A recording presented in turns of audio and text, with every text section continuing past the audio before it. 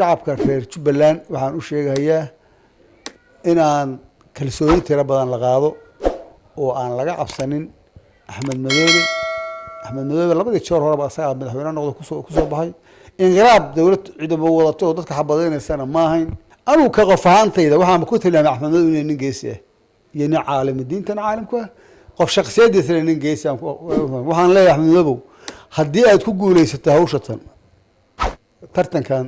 oo tirada badan oo adkaaday oo laga cabsaday waxa badan la isu jeedo badanka haddii ku guuleysato waxa laga rabaa in shacabka Soomaaliyeed ee Jubbaland in tabcato oo shaki ka saartay qoofka oo nabad dib u heshiina furto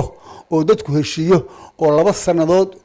8 sanaad maraysa madaxweyne tahay nin 2 jeer la soo doortay oo aan digahayna Soomaaliya ku jiro marka maadaama 2 jeer lagu soo doortay haybadaas lagu soo doortay kori ayili shacabka isu yeer dawladda federaalka oo wasiirka arrimaha gudaha gaar ahaan oo hawshan qaabilsan waxaan leeyahay wasiirka arrimaha gudaha dhammaan maamul goboleedyada ninka hoos imaanayaan waa adiga waa sharci laakiin maamul walba asaga soo dhisay sida Puntland oo kale